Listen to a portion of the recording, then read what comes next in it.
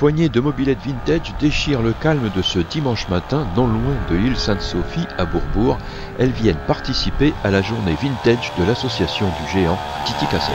On a voulu organiser un rassemblement de voitures anciennes, les mobylettes, les Solex, avec des animations par rapport au thème. Le thème vintage a donc permis aux visiteurs d'opérer un retour nostalgique, ici souvent lié à l'adolescence et à son premier moyen de locomotion motorisée et de liberté, la mobylette. On est un petit groupe de potes, on a lancé ça en novembre 2022 et on adore la mobylette depuis longtemps et on a dit pourquoi pas ouvrir une asso, donc les pétrolettes bourbourgeoises. Et la passion, c'est comme un virus qui se propage. Ça a démarré par une mobylette, un garage, et au fur et à mesure avec des balades, les copains on a acheté des autres. Et on arrive tous à pratiquement en avoir une mobylette là maintenant, une mobylette chacun. Avoir une mobylette, c'est aussi faire un peu de mécanique. Un mécano dans le groupe, il est juste là, c'est mon vice-président, donc c'est Quentin. Donc Quentin, c'est vraiment lui qui commande nos pièces, qui nous explique aussi qui répare toutes les pannes. Il répare toutes les pannes parce que c'est vrai que c'est des vieilles bécanes qui tombent quand même souvent en panne. Mais Quentin, heureusement qu'il est là, qui nous conseille et qui a cette chose de la mobylette en lui. C'est un peu plus compliqué de remettre en route des vieilles machines. La Caddy pas tourné pendant 30 ans et on la remet en route et on répare au fur et à mesure, on fait des premières balades, on tombe en panne et à chaque fois on doit reprendre souvent. Bougies, carbu, les roulements qui ont un peu vieilli, qui sont d'origine, et on retrouve encore des pièces pas mal sur internet, ça va encore. Autre retour plus loin encore dans le temps avec cette 2 chevaux de 1959, oubliée un moment dans une grange, puis sortie de son sommeil avec les marques du temps, mais toujours vaillante. Mon oncle et mes parents ils l'ont sortie, et depuis mes 9 ans elle est à mon nom.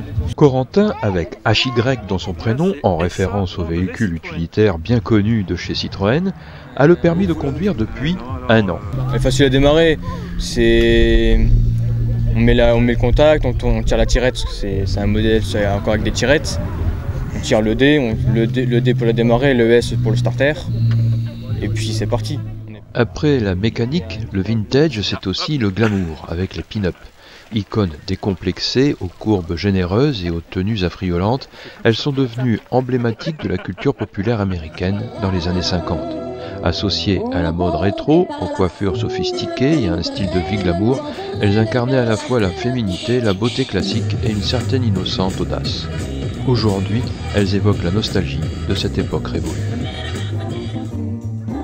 L'association a organisé cette journée vintage non seulement pour amener une animation festive dans le quartier de l'île Sainte-Sophie de Bourbourg, mais au-delà, l'association du géant Titi Cassel poursuit un objectif. Gagner un petit peu de sous pour justement finir la construction du géant Titi Cassel qui a été présenté en 2018. Un géant qui a été fait, on va dire, provisoire. Parce qu'il faut savoir que un géant ça coûte très très cher. On est quand même pas loin de 9 000 €. Il faut savoir aussi que on n'a pas toute la structure parce que l'osier est à part. Donc l'osier c'est ce qui est la structure où les porteurs sont dedans.